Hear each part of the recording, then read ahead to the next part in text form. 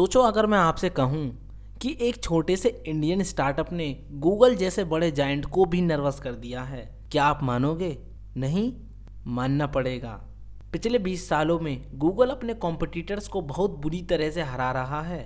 चाहे वो याहू हो या माइक्रोसॉफ्ट का बिंग हो, कोई भी आज तक गूगल की मोनोपोली को नहीं तोड़ पाया है। लेकिन अब गूगल को इंडियन मिडिल क्लास बॉय ने चैलेंज कर दिया है। मिलो परप्लेक्सिटी एआई से, जो कि एक सर्च इंजन है जिसे बनाया है Indian middle class boy Arvind Srinivas ने।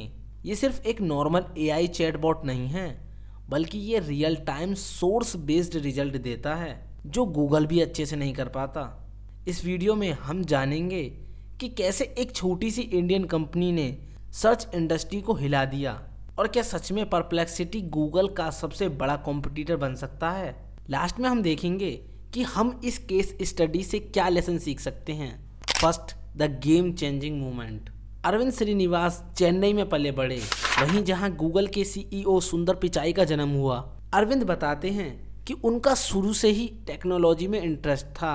घरवालों के कहने पर अरविंद आईआईटी मद्रास से इलेक्ट्रिक इंजीनियरिंग करने चले गए, बट उनका वहाँ कुछ खास मन नहीं लगा। उनका मन तो कंप्यूटर साइंस में लगता था, इसलिए उन्होंने अपने कोर्स को चेंज करने की भी कोशिश की, पर नहीं हो पाया। बट फिर भी अपने कंप्यूटर के पैशन को नहीं छोड़ा और कॉलेज के प्रोफेसर से कोडिंग और पाइथन जैसी लैंग्वेज सीख ली। 2017 में अपनी ग्रेजुएशन कंप्लीट करने के एक साल बाद अरविंद ने ओपन एआई में रिसर्च इंटर्नशिप ज्वाइन कर ली, जहां अरविंद ने चैट जीपीटी के आर्किटेक्चर पर काम किया। इसी बीच अरविंद ने गूगल डीप माइंड के साथ भी कुछ समय काम किया। तभी 2022 में ओपन एआई अपना चैट जीपीटी लॉन्च कर देता है। लॉन्च होते ही चैट जीपीटी लोगों में बहुत तेजी से पॉपुलर हो गया। उसके पॉपुलर होने का सबसे बड़ा कारण है उसका इजी इंटरफेस। यूजर अपना क्वेश्चन चैट जीपीटी पर लिखते। चैट जीपीटी के तेजी से पॉपुलर होने के पीछे यही रीजन था कि यूजर को अपना आंसर के लिए गूगल की तरह कई सारे लिंक पर क्लिक करने की जरूरत नहीं पड़ती। बस यूजर को अपनी क्वेरी टाइप करते ही कुछ सेकंड में उसका आंसर मिल जाता। अरविंद की लाइफ का सबसे बड़ा टर्निंग पॉइंट यहीं से शुरू होता है, जहां सब लोग चैट जीपीटी में अच्छाइयां ढूंढ रहे थे, वहीं अरविंद को चैट जीपीटी में दो सबसे बड़े लूपहोल्स दिखे। First, real time data absence. Chat GPT limited data तक ही ट्रेन था। ये करंट अफेयर्स के बारे में कोई रिलायबल इंफॉर्मेशन नहीं देता। Second, no source verification.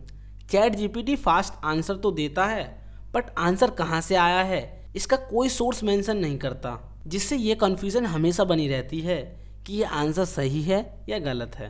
Arvind ने डिसाइड किया कि वो एक ऐसा एआई बनाएगा जो सिर्फ टेक्स्ट ना लिखता हो, वो बल्कि हर आंसर का सोर्स भी मेंशन करे, जिससे यूज़र अपना आंसर को सोर्स से भी वेरीफाई कर सके, जिससे यूज़र का ज़्यादा से ज़्यादा ट्रस्ट बिल्ड हो सके।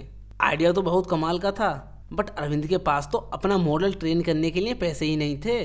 तो अरविंद ने परप्लेक्सिटी एआई को कैसे बनाया? Second, the perplexity strategy. Google और ओपन एआई अपने मॉडल को ट्रेन करने के लिए $1 बिलियन लगा रहे थे।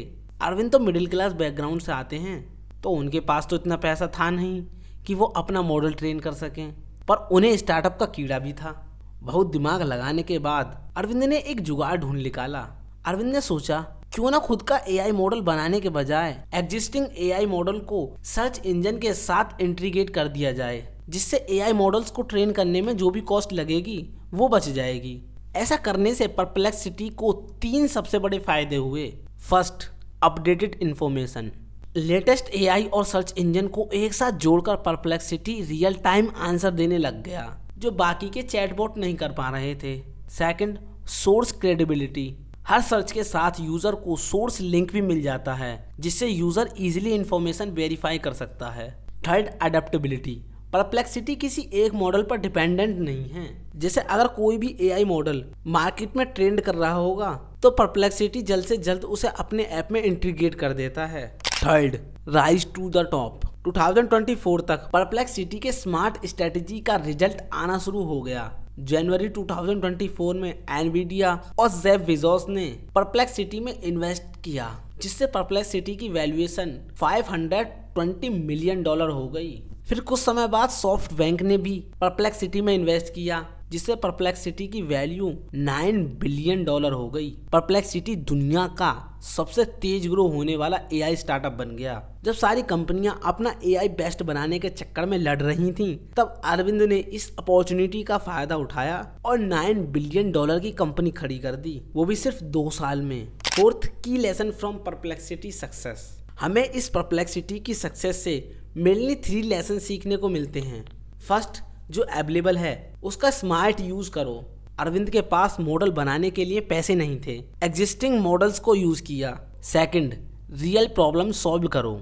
यूजर के लिए रियल टाइम डाटा और सोर्स क्रेडिबिलिटी की दिक्कत थी, तो परप्लेक्सिटी ने उसे सॉल्व करने के लिए रियल वैल्यू क्रिएट की। थर्ड, अवेयर रहो। लाइफ में अवेयरनेस बहुत जरूरी होती है। अगर अरविंद अवेयर ना होता तो हमें कभी परप्लेक्सिटी जैसा कमाल का एआई नहीं मिल पाता।